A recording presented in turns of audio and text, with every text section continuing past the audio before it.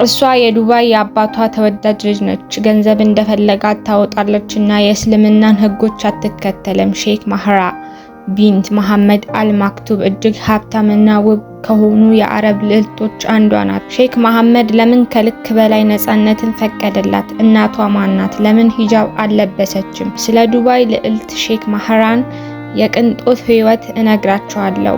የዱባይ ገዢ ሼክ መሐመድ ትልቅ ቤተሰብ አለው። 6 ጊዜ አግብቷል። ሼኩ ከሚስቶቹ መካከል አንዳንዶቹን ፈቷቸዋል። አንዷ ልዕልት 20 ወደ ውጪ ሸሽታለች። አልማክቱም ከተለያዩ ሚስቶች ቢያንስ 30 ልጆች አሉት። የሚወደው ልጁ ልዑል ሐምዳን ነው። የዙፋኑ ወራሽ ሲሆን አንድ ቀን የአባቱን ቦታ ይወስዳል። ሼኩ ከአንዳንድ ልጆቹ ጋር አስቸጋሪ ግንኙነት ነበራቸው። ሁለቱ ሴት ልጆቹ ሼክ ላቲፋ እና ሼክ ሻምሳ ወደ ውጪ ለመሸሽ ሞክረዋል። ነገር ግን መሐመድ ወደ ዱባይ እንዲመለሱ አድርጓቸዋል። ከዚያን ጊዜ ጀምሮ ማንም አይቷቸውም ወይም ማንም ምን እንደደረሰባቸው አይታወቅም።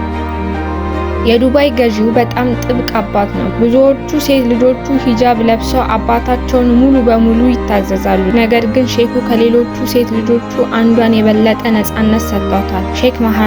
ሼካ ማህራን በተባበሩት አረብ ኤሚሬትስ ውስጥ ካሉ ሌሎች ሴቶች መካከል ጎልታ የምትታየው ደማቅ ልብሶችን ስለለበሰች እና ጭንቅላቷን ስለማትሸፍን ነው። ስትወለድ ክርስቲና ትባል ነበር። ነገር ግን ወላጆቿ የአረብኛ ስም መረጡላት። ማህራ ማለት የሴት ህፃን ፈረስ ማለት ነው። ይህ ማለት ጸጋን እና ውበትን ያመለክታል። ሼክ ማህራ ብዙውን ጊዜ በህዝብ ዝግጅቶች ላይ ትገኛለች እና ከሌሎች የሼክ ሴት ልጆች እና ሚስቶች በተለየ መልኩ መታየት ትወዳለች። ጋዜጦች እና መጽሔቶች ብዙውን ጊዜ ስለሷ ይጽፋሉ። ልጅቷ በኢንስታግራም ላይ የራሷ ብሎግ አላት እና ፎቶዎቿን ታካፍላለች። የህዝብ ህይወት ሼክ መሐመድ ከሌሎች ልጆቹ በበለጠ በግልጽ ይፈቅድላታል። ሆኖም ግን ሼክ ማህራ ውድ ነገሮችን ትገዛለች፣ ትጓዛለች እና በማህበራዊ ዝግጅቶች ላይ ትገኛለች። ምናልባት ምክንያቱ እናቷ ከግሪክ የመጣች መሆኗ ነው። ስለዚህ ልጅቷ የምስራቃዊ ትህትናን ከምዕራባዊ ነፃነት ጋር ታዋህዳለች። ከ30 ዓመታት በፊት ሼክ መሐመድ ከግሪክ የመጣች ቆንጆ ሴት ዞዊ ግሪጎራጎስን አግብቶ ለብዙ ዓመታት አብረው ኖረዋል እና 2 ልጆች ነበራቸው። ወንዱ ልጅ ሼክ አብዱላህ እና ሴት ልጇ ሼክ ማህራ ግን ከዚህ በኋላ ተፋቱ። መቼ ወይም ለምን እንደተከሰተ ማንም አያውቅም።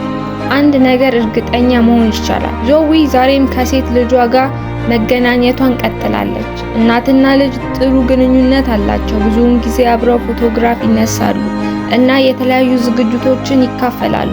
ሼክ ማህራ ጥሩ የንግድ ትምህርት አላት። ከዛይድ ዩኒቨርሲቲ እና ከኦክስፎርድ አቪዬሽን ኮሌጅ ተመርቃ ከዚያም ወደ አቴንስ ግሪክ ተዛወራለች።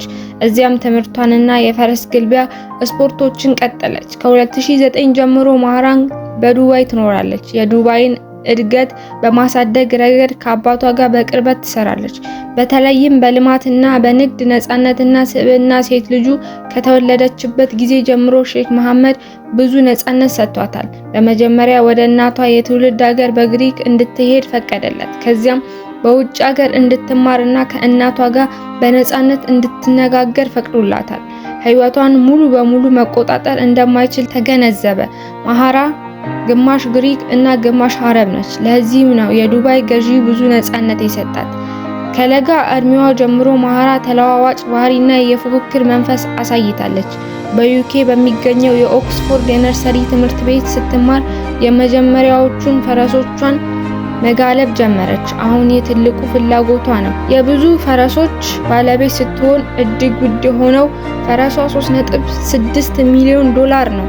ልዕልቷ በአመት እስከ 4 ሚሊዮን ዶላር የሚደርስ ፈረሶችን ለመንከባከብ ገንዘብ ታወጣለች።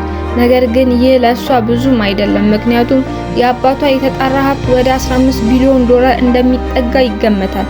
እንደየተለያዩ ምንጮች ገለጻ የልዕልት ማህራ ሀብት ወደ 1 ቢሊዮን ዶላር አካባቢ ነው። በዱባይ የገዢ ቤተሰብ የንጉሳዊ መኖሪያ እና የአስተዳደር ዋና መስሪያ ቤት በሆነው በዛቤል ቤተመንግስት ውስጥ ትኖራለች። አባቷ ሼክ መሐመድም ግዙፍ የብሪታንያ የንብረት ግዛት አላቸው። በለንደን እና በስኮትላንድ መኖሪያ ቤቶች ካሉት ትልልቅ የእንግሊዝ የመሬት ባለቤቶች አንዱ ነው። ማሃራ እነዚህን ንብረቶች መጠቀም እና በፈለገችበት ቦታ መኖር ትችላለች። አናኗሯ እና ፋሽን ተከታይ ናት። ልዕልቷ ማሃራ በትርፍ ጊዜዋ ከፈረሶቿና ከሌሎች እንስሳት ጋር በፎቶ ቀረጻዎች መሳተፍ ትወዳለች። ለአንዳንድ ቀረጻዎች ከታላቅ ወንድሟ ሼክ ሐምዳን መነሳሻ ወስዳለች። በአንድ አስደናቂ ምስል ላይ ማሃራ በአንጓዋ ላይ የሚያምር ጭልፊት ይዛለች። ይህም በተባበሩት አረብ ኤምሬትስ ውስጥ ጥንካሬንና ቅርስን የሚወክል ወፍ ነው። ልዕልቷም ግመል ይዛ እና ከምትወደው ፈረሷ ጋር ደርቢ ታይታለች። ሼካ ማሃራ የፋሽን አፍቃሪ ናት። አድናቂዎቿ አለባበሷን ያደንቃሉ። ልዕልቷ ብዙውን ጊዜ የዱባይ ዝግጅቶችን ትከታተላለች እና የአካባቢውን ብራንዶችና ዲዛይነሮች ትደግፋለች። ሼክ መሐመድ ሴት ልጁን የሚወዳት እና ብዙ ነፃነት የፈቀደላት ለምንድን ነው ብለው ያስባሉ? እባክዎ ሀሳባችሁን ያካፍሉን። ቪዲዮ ከተመቻችሁ ላይክ፣ ሼር፣ ሰብስክራይብ ማድረግዎን እንዳይረሱ።